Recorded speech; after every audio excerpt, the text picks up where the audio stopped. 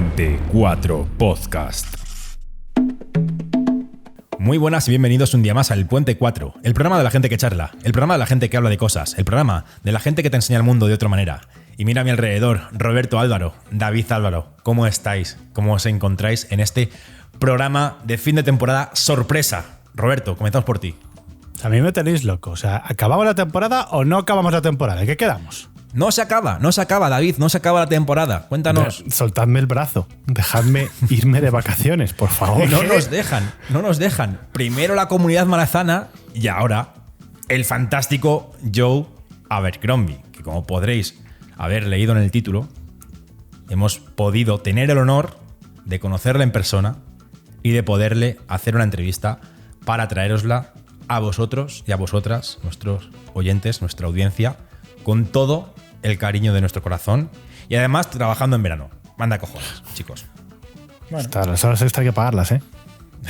Las horas extras hay que pagarlas.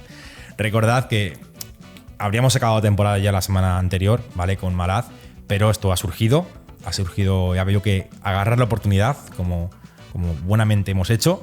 Sí. Y desde aquí agradecer, en primer lugar, a Runas, Alianza Editorial y a Alexandre, pues por haber tenido en sus oraciones a estos tres personajes que están aquí hoy con vosotros y que han tenido el placer de hacer unas preguntitas a Joe. Hemos de decir que David, por motivos personales, no ha podido acudir a la entrevista, ¿vale? O sea que David, perdona, lo sentimos, pero nos dijo que a pesar de que él no pudiera, que tirásemos nosotros. Que David, te lo agradecemos, muchas gracias. Hay que agarrar el puente, alguien tiene que sacrificarse. Así que nada, hemos estado Robert y yo durante un ratito con Joe, durante una media horita, y a continuación podréis ver el vídeo con la entrevista íntegra. Roberto, ¿algo que añadir antes de la entrevista? Nada, que bueno, me sumo a los agradecimientos de Alexandre, que está teniendo en mucha consideración a la comunidad, y creo que es algo súper bueno para todo el fandom y para toda la gente que está empezando con Joe Abercrombie en general, y que hace mucho por todo esto. Así que a todos los creadores de contenido que nos están incluyendo en estos tipos de planes, la verdad es que se agradece y desde aquí lo queremos poner en valor. David, ¿alguna cosa más antes de empezar? Si me permitís, a esto que acaba de decir Roberto, a lo cual me sumo, por supuestísimo, lo hago, como no puede ser de otra forma, extensivo a la comunidad, porque no nos olvidemos que si lleguemos donde lleguemos es gracias a que nos aupa la gente que nos apoya cada semana, comenta, da likes, nos siguen en las redes sociales, nos van a saludar, quieren quedar con nosotros, se hacen mecenas. Toda esa gente en verdad es la que nos alza. Sin esa gente esto no existiría. Eso es. Pues chicos, no vamos a aburriros con promociones. Ya sabéis dónde estamos, ya sabéis dónde encontrarnos, ya sabéis cómo apoyarnos. Quedaros hasta el final, porque después de la entrevista también vamos a contaros un par de cositas más. Y ahí sí, así quedaremos carpetazo y finalizaremos la temporada. Ahora sí que de verdad. Ahora sí que sí. Ahora sí que sí. Nos vamos de vacaciones y nos vemos en el Celsius la semana que viene. Sí. Y de verdad, muchas gracias por todo el cariño. Y os dejamos con la entrevista a Joe Abercrombie. So, good morning, Joe. Morning. It's a really pleasure to have you here in Puente4Podcast. It is a huge pleasure to be here. Thanks for having me. First of all, we want to thank you for giving us the opportunity to having us here and spend this time with us with Puente4Podcast. Puente4Podcast, as you don't know, is a project that we started 5 years ago. Roberto, his brother David, who he's not here because personal reasons, and we send all our love to him. And it's an honor for us to stay here with you because you are one of our most important writers for us. You are very, very, very important for us because part of this project is possible because of your work. So thank you for everything. You guys have excellent taste. Clearly, I know this about you already. And we want to thank Runas too and Alexandre too for giving us this opportunity. Sure. Okay, before we start talking about the devils, we want to know more about you, about how did you start with this work, writing books, writing stories, and what person or what is your main influence when you take the decision to start writing books? Yeah, I mean, I was a big fantasy reader as a kid in my kind of teens. Started with The Hobbit when I was very small and went on to Lord of the Rings and, became really obsessed with Lord of the Rings, would read it every year. Then I started playing a lot of role-playing games, Dungeons & Dragons, RuneQuest, Middle-earth role-playing, Warhammer role-playing, all those kind of things. What, Warhammer? Yeah. You really got me. You like Warhammer? Well, I mean, at that time, I do like Warhammer, but at that time, much more. To play those kind of games, you need a set of friends, and I have no friends now.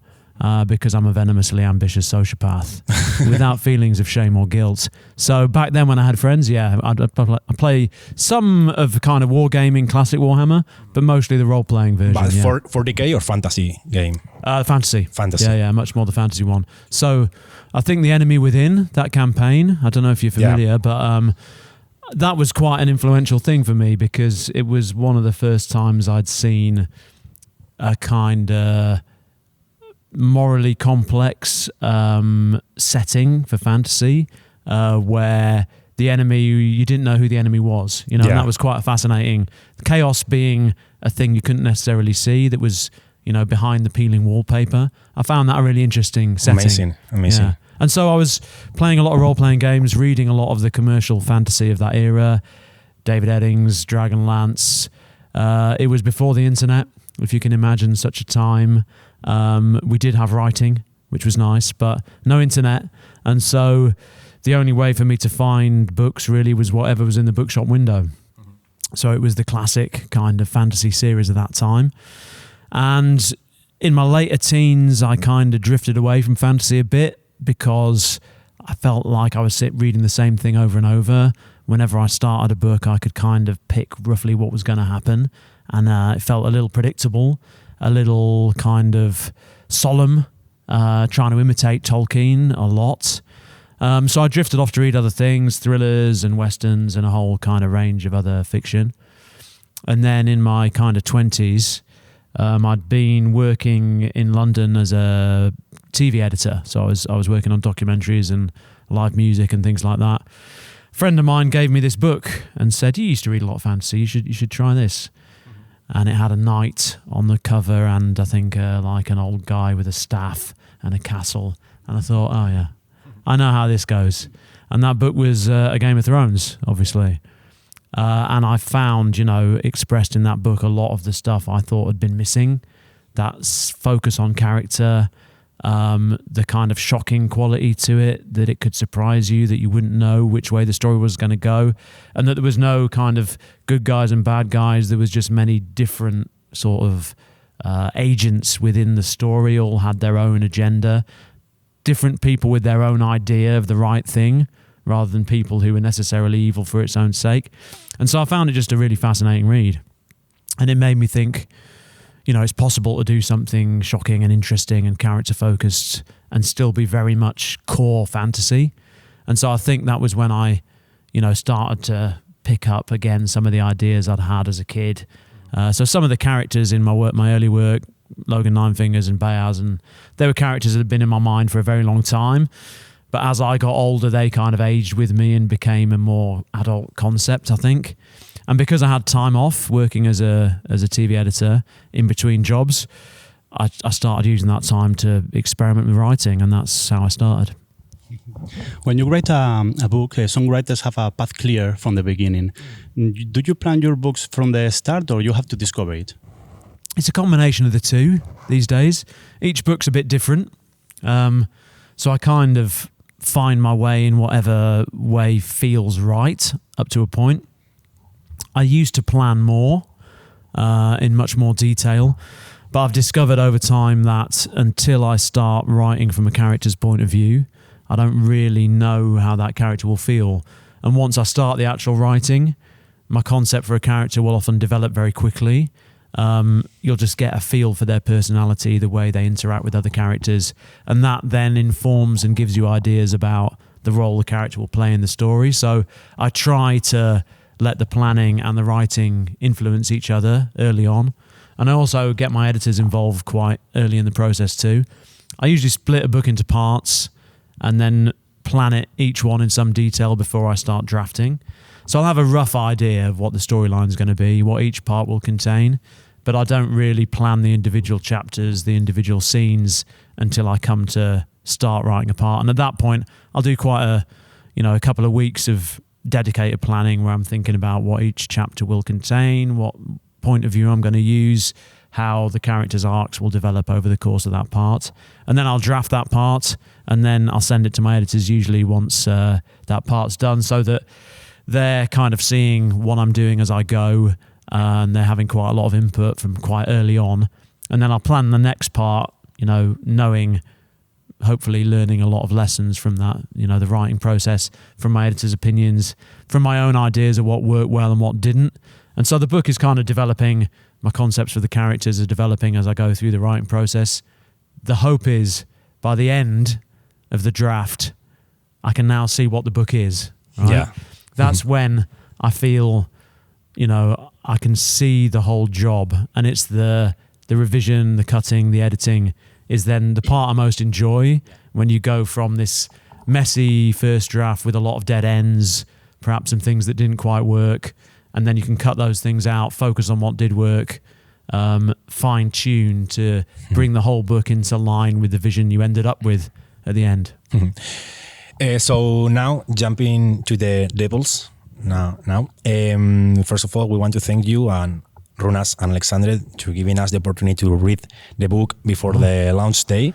Yeah. So when we are talking about the Devils, one of the first things that jumps into our minds is the similarities with other works like Suicide Squad or like Tarantino movies in some way. What is the first idea that comes to your mind when you start working on this book? So I'd had the idea years ago. I'd been approached. I think I'd probably written 4 or 5 of the first Lore books. Maybe I'd just finished the Heroes. An editor, a young adult editor, had come. A guy called Nick Lake had approached me saying, he liked my adult stuff and he thought if I had a young adult idea, he'd be interested in seeing it. And so that idea kind of stuck in the back of my mind. I was thinking it'd be an interesting complement to my more adult, more dark and gritty stuff. And the first idea I had, and I'm not absolutely sure exactly where it came from at the time, was for this set of monsters the Pope keeps in the basement to solve the problems that the righteous aren't necessarily suited to. And that idea stuck in my mind for a while, but in the end it felt very much more like an adult idea, that it would work better with a kind of grittier, darker, nastier take. And so I came up with the book that would eventually become Half a King and the series that would be The Shattered Sea. That felt like a more natural young adult concept. And so I wrote those books instead at that time. But the idea of the kind of Pope's monsters sort of stuck around in the back of my head. When I came to finish the Age of Madness trilogy, it felt like a good time to step away from the First Law world for a little while, try something slightly different, give readers the opportunity to start somewhere new. It's great to have a successful long series, that hopefully the First Law, I've been very lucky, it's lasted really well, it's continued to sell and kind of be somewhat relevant even 20 years on from when it was published, which is brilliant and fortunate. But I think readers can look at a big set of books like that and feel this is a big commitment, I might bounce off this. It's not the most attractive thing. So it's nice to give readers a chance to start somewhere new with a single book that they can kind of read on its own, sample what you're about. And I think it gives publishers the chance to push a book in a new way. It's tough to make a big splash with book 9 in a series because inevitably you're preaching to the people who have already read the other books. So there's a limited pool there. It's still useful. It still drives on the series as a whole, but a new series, a new book, a new concept is very handy commercially, I think. So it felt like the right time to do that. And I thought, having done something young adult, I wanted to push things in a kind of a more adult direction, heavier on the sex and violence. I wanted to do something that was perhaps a little more comic and played into the humorous elements a little bit more, and perhaps to do something that was a simple kind of driving plot. I've always enjoyed working with small groups of characters. A lot of the elements of the First Law that work really well, the group of Northmen characters, the group that goes off on a quest into to the edge of the world. Those sequences always work nicely for me. And so I felt like I wanted to work with a kind of straightforward quest narrative with a mismatched group of weird characters, and that seemed to suit the Pope's monsters well. And so that was where the concept started. How do you deal writing that strong personalities and characters? Because we said the script of the Tarantino movies, it remind me to a fantastic dialogues. Yeah, I mean, I suppose dialogue is just my kind of natural mode, really. It's the thing that I've always found most, well, easiest to write. I mean, not necessarily easy, but the thing that comes most naturally to me. I suppose it's the thing I respond to most as a reader.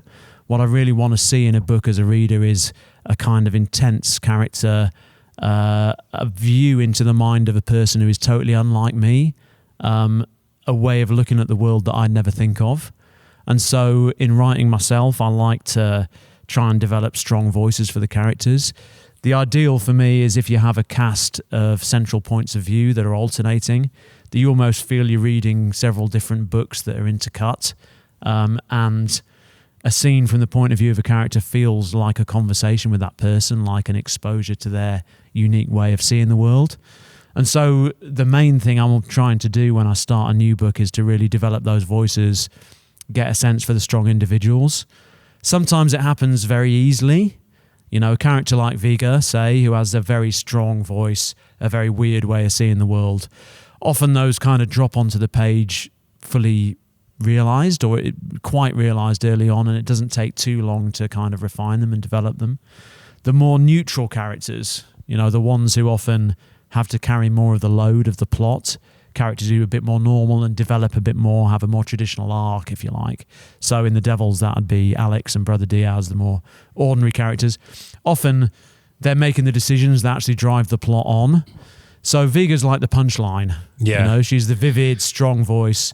She has a lot of laughs. There's a lot of intensity going on there. We love her.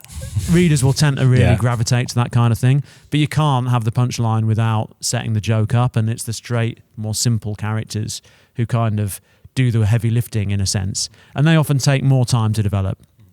And it's not till you get to the end of the book and you see what their arc is, what their trajectory needs to be, that you can kind of go back and finesse the character so it fits throughout the story. But I suppose that is the first concern always, is how to get the voices as distinct and interesting and vivid as I can. And a lot of that is trial and error. You write, you see what works, what doesn't. Often certain phrases or constructions or ways of writing will emerge and seem to suit the character well.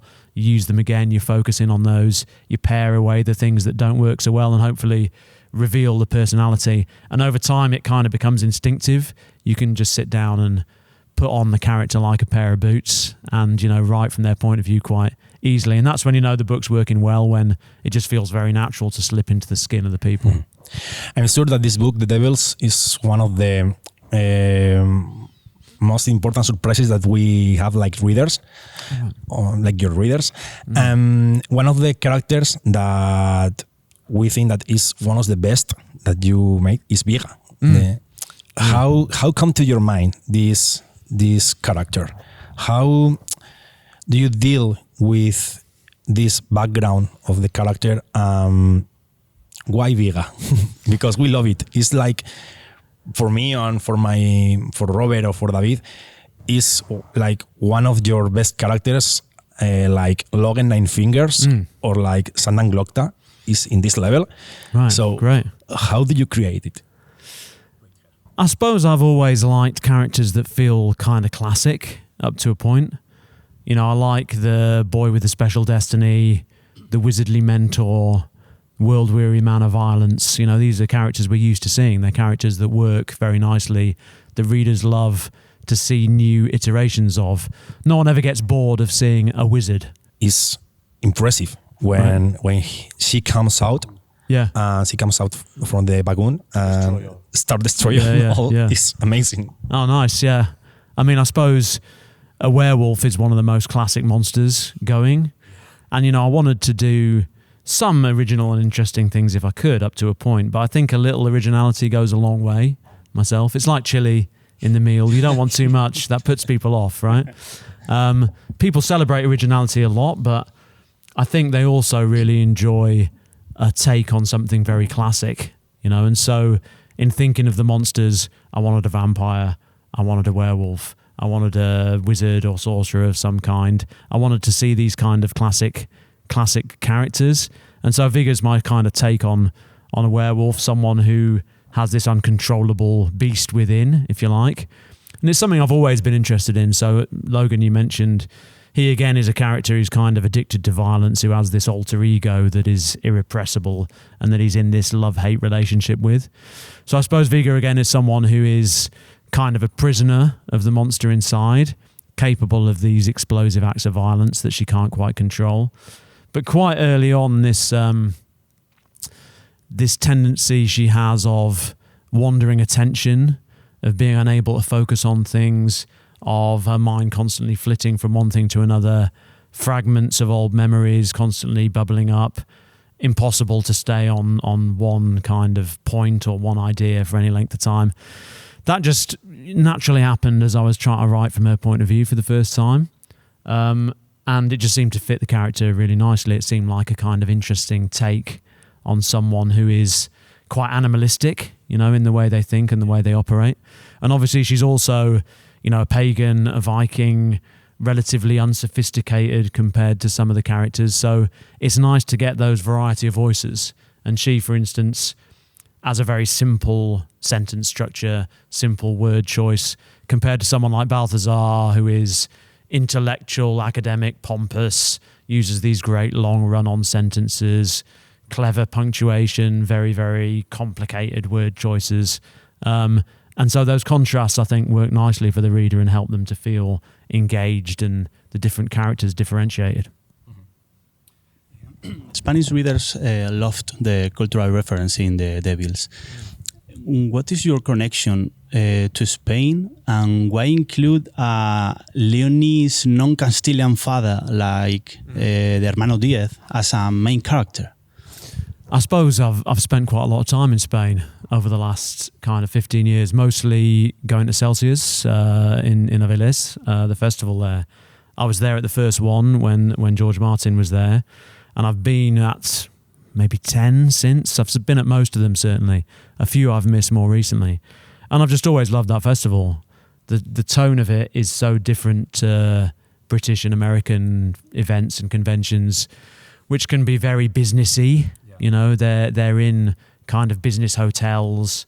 They feel like a meeting of salesmen, conventions, plastic chairs in brightly lit rooms. And Avilés and Celsius has just always had this very different tone to that. It's in the streets of the city. You're there just among all the readers. It's very informal. I've met a lot more British writers there than I have in Britain over the years. Every time I go, I meet a couple more writers, and it's really helped me to expand my kind of circle of friends within the business, really. And it just feels very natural and very friendly. So I've just kept going back, and it's been brilliant to see the festival grow and to see the kind of signing lines grow and the attendances in the theatre get bigger and bigger and bigger year on year. Everyone says this year it's going to be too big, but I mean, we'll see how it goes. It's exciting to see it kind of grow and thrive. We are quite nervous because we expect a lot of people this year. Yeah, I hear that. And, the entirety of Asturias, basically, there's no beds left. It's like a Metal Big Four. Yeah. Well, it'd be really fascinating to see if the tone of it changes and whether they can kind of keep that, that informal feel as it gets bigger. Every festival struggles with that, I think, up to a point. But that's been great to do. And also, I've spent a fair bit of time in Barcelona. Gigamesh is just one of the best dedicated sci-fi and fantasy bookstores out there. They've got a brilliant relationship with readers, great relationship with writers. no one's better at selling the books they like into the hands of readers. And it's wonderful when you have a bookseller like that. It can really change the writer's career to have one really great dedicated bookseller. So I've just always found Spain, really welcoming, really cool place. But also having come here regularly, I feel like I can see the effect that's had. That I've definitely built up my readership partly as a result of being here. And so it's just, I've always liked to be here. And as a result, when I'm working in a dedicated Europe, a real Europe in a sense, or my stupid version of it, it felt natural to get a little bit of that Spanish culture in there. From a historical point of view, Spain's quite a fascinating country, obviously having been split into many Christian kingdoms, Muslim kingdoms, the Reconquista and that whole period. So if you're looking for alternative history, to have those kind of kingdoms still be separated into different political entities just felt like an interesting thing to investigate. So, yeah, Brother Diaz, as being from Leon, is very much his specific thing. And you have to visit Segovia. I don't know if you know Segovia. It's close to Madrid. I don't, although obviously I nicked a few names at random. Yeah, we weren't there. So the next book a lot of it takes place in Germany, and so there are obviously real places mentioned there, and I'm looking forward to being told how wrong I've got things and how much I've missed things. But it felt like, Brother Diaz, it would be nice for him to be from that area of Spain that I'm quite familiar with. And the slaughterhouse in Avilés occasionally gets mentioned, which is a little in-joke for my friends who organise the festival there. So, once we have read The Devils, what can we expect about the coming novels? Are you going to continue the story of characters like Alex, Solete, Sunny, Viga, etc.? Or are you going to deploy a new story with different characters, but with the same background, like different standalone novels? Yeah, I mean, it's a kind of a mixture of the two, I think. The short answer is we'll see, but the basic concept is the characters kind of change each time up to a point. So most of the devils remain the same. So Viga's in the next one, Sunny's in the next one, Jakob turns up. But new characters kind of come into the group. Obviously, the nature of their work means there's a certain level of churn within the group. But also, the mission's different each time. The priest is different each time. There's often a different normal person caught up in the plot one way or another each time. So in the next book, the priest is a kind of much more focused, more experienced type of character. And that gives the book a very different tone. She's a witch hunter who's kind of very driven, very unlike Brother Diaz. And so that changes the tone each time, I think. And the story is very different, this one. Whereas The Devils is more of a straightforward quest. The next one all takes place in one location, has a bit more of a kind of mystery tone to it. And so the idea is that each book would very much stand on its own, but has the kind of ongoing background plot of the coming apocalypse kind of is there in the background, but they're individual stories. I wanted something where people could, pick each book up on its own and not necessarily commit to a very specific structured order of reading. I've written those kind of trilogies, those kind of series, and I love and enjoy them, but it's nice to do something slightly different each time. A few weeks ago, we knew that James Cameron bought the adaptation rights for The Devil. And yes. We should expect that for that. Sorry? Can we expect? Oh, what can you expect? Well, I suppose, I've been working on adaptations of my books and other people's stuff for quite a while. I've these days, a lot of what I do is screen work. I still write books, but I do quite a lot of screen work too. Some based on my own books, a lot based on other people's books and other kind of properties and develop various projects. You're never quite sure how these things will go. In the past, I've been totally convinced that something was going to happen. It was so exciting. It was so ready to go. Everything seemed perfectly set. and then it hasn't necessarily come off. So I always keep my expectations low, and I would advise everyone else to do the same, not to get too excited.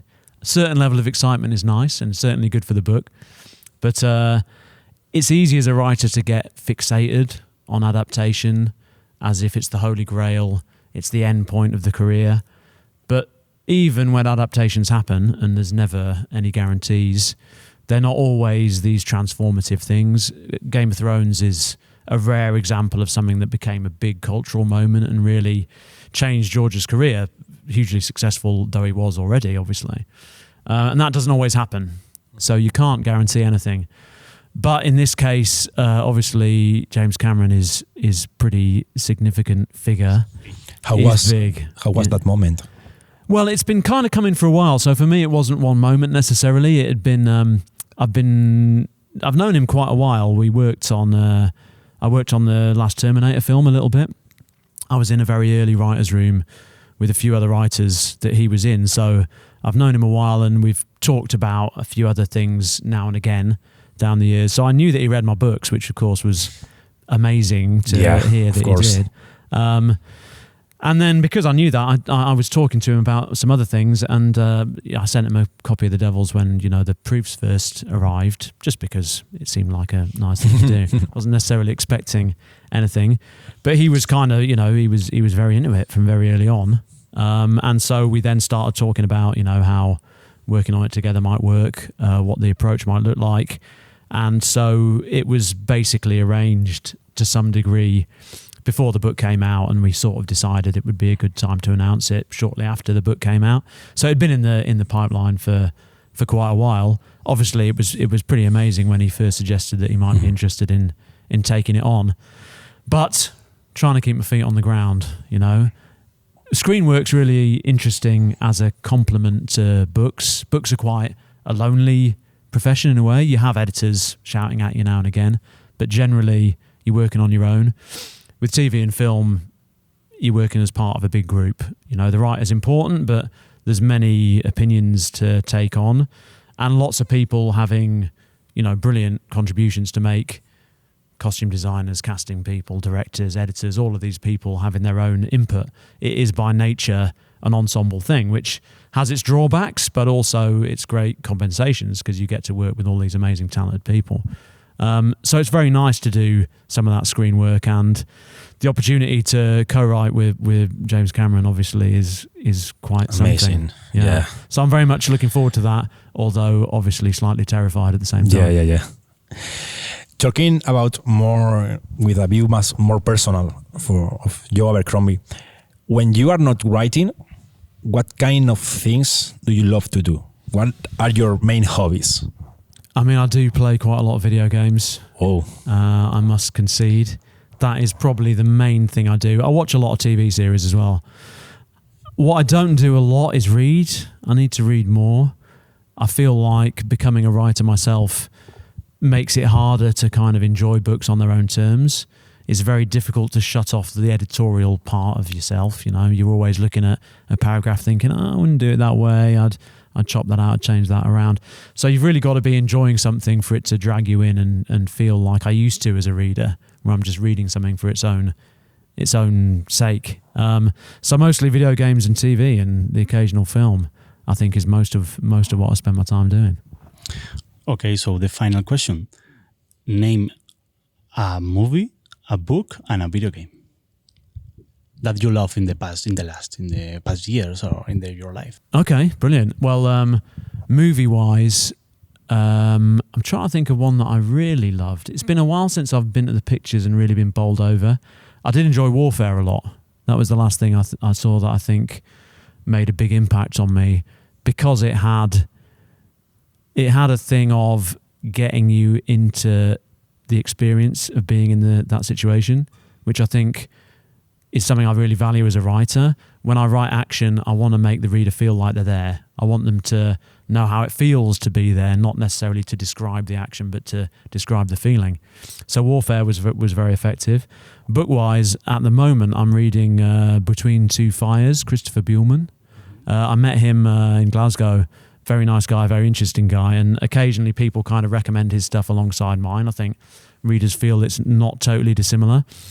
Between Two Fires is a kind of historical set during the plague years in France, and it's just very well written, very compelling, very interesting, very strong, vivid voice to it, which is what I always like to see.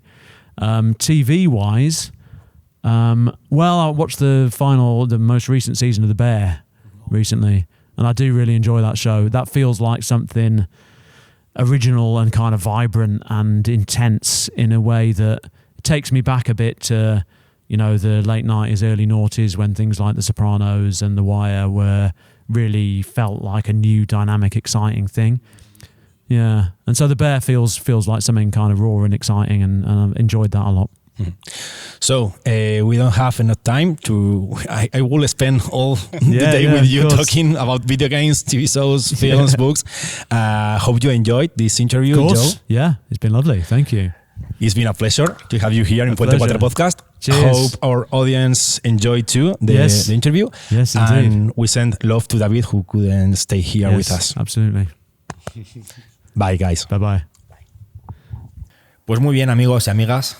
Esta ha sido la entrevista que hemos podido realizar a Joe Abercrombie.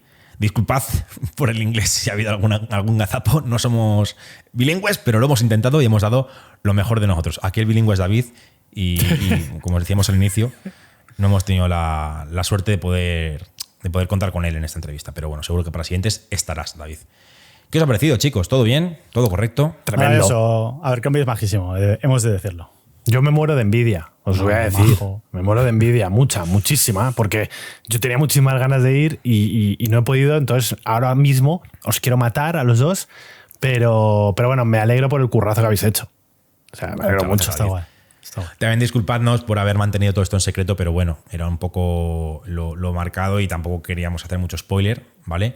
Y desde aquí, obviamente, otra vez más, aparte de a mis compañeros, pues también volverlo a decir que nunca será suficiente a leer runas, a Alexandre, por tenernos en cuenta, y de verdad lo que decía antes Robert, que es increíble que nos deis voz, que nos deis estas oportunidades, porque desde luego os lo agradecemos y también nos lo agradece nuestra audiencia, que sin ellos no estaríamos aquí, también como decía David.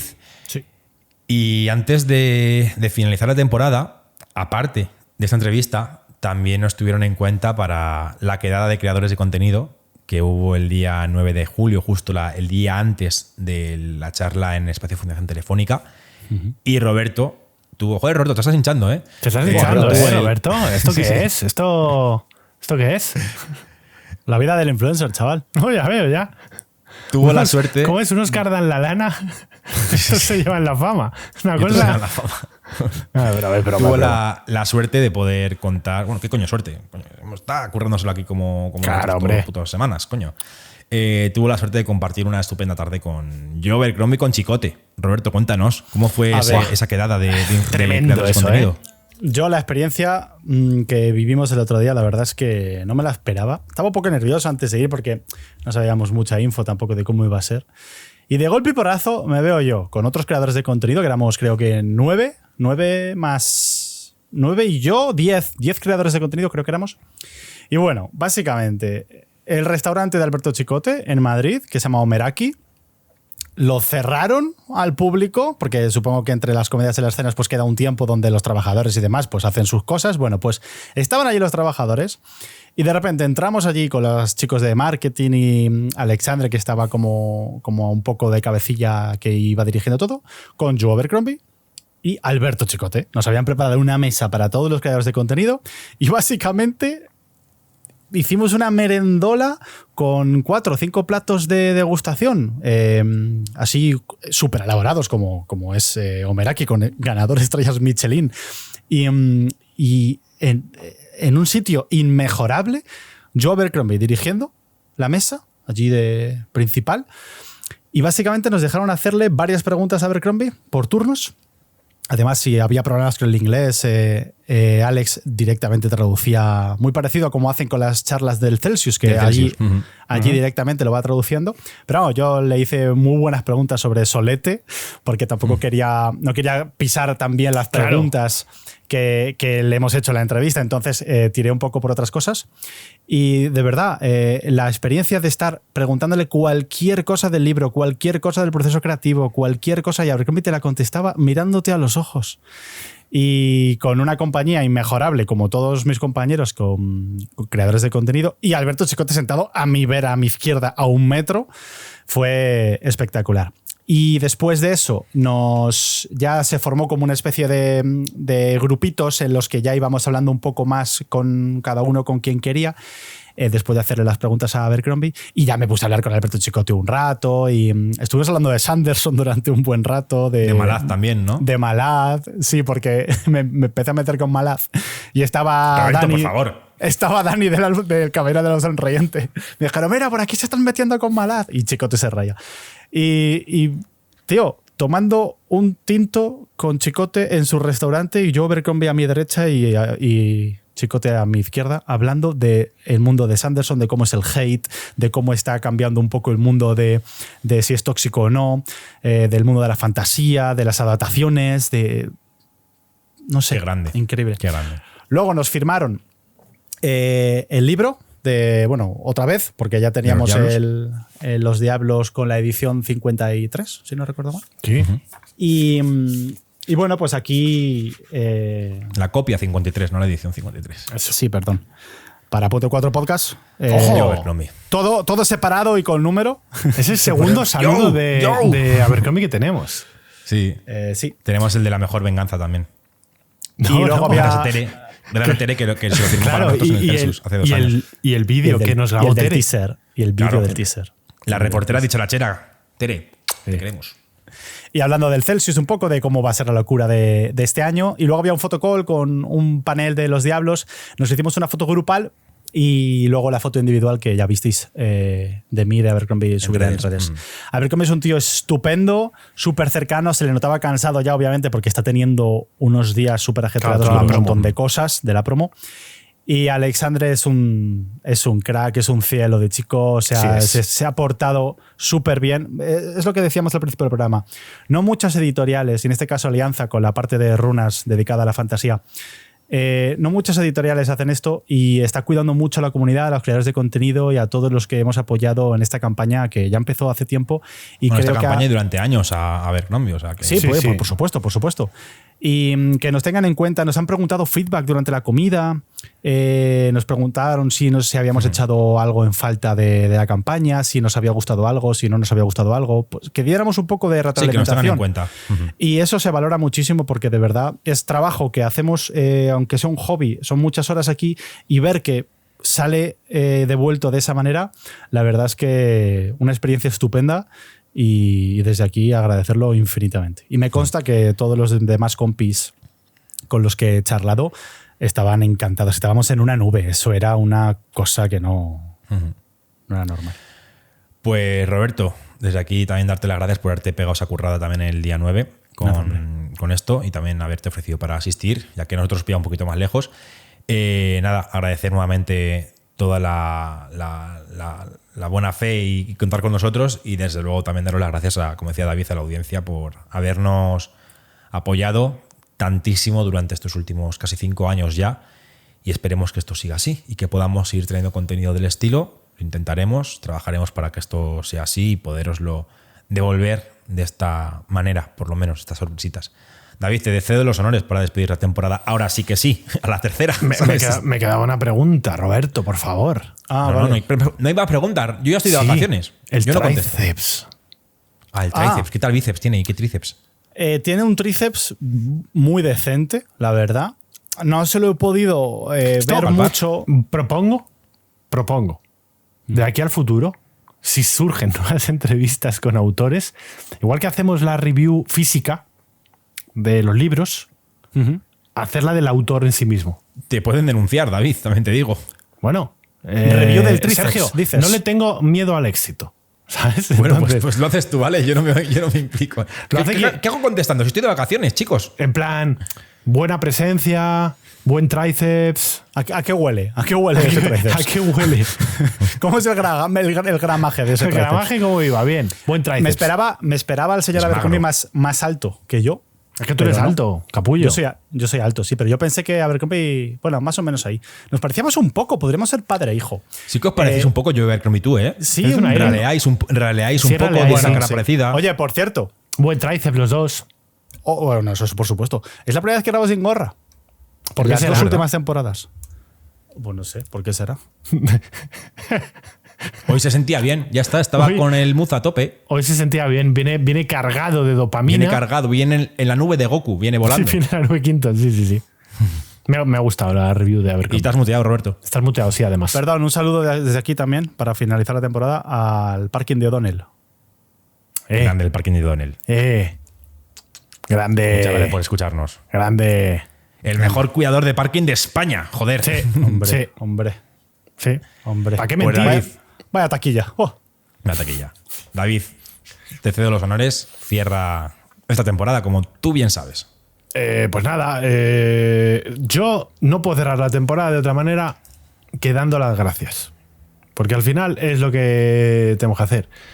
Os damos mucho las gracias a todo el mundo, a todos y a todas los que nos escucháis, los que nos apoyáis, los que contáis con nosotros, los que apostáis por nosotros, los que confiáis en este programa cada semana para ayudaros a llevar la semanita un poco mejor, los que tenéis problemas, los que estáis fastidiados y sacáis un huequecillo para salir un poco de la mierda con algunas tonterías y chascarrillos que hacemos, a todos los que nos dejáis comentarios, a todos vosotros y a todas vosotras, muchísimas gracias, porque no seríamos nadie si no fuera por esta comunidad.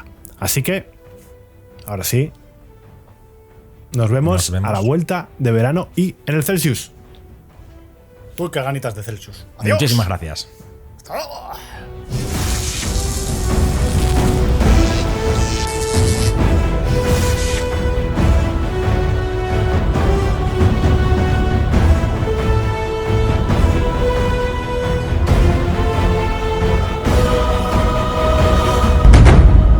El Puente 4. Un programa presentado por David Álvaro, Sergio Monroy y Roberto Álvaro.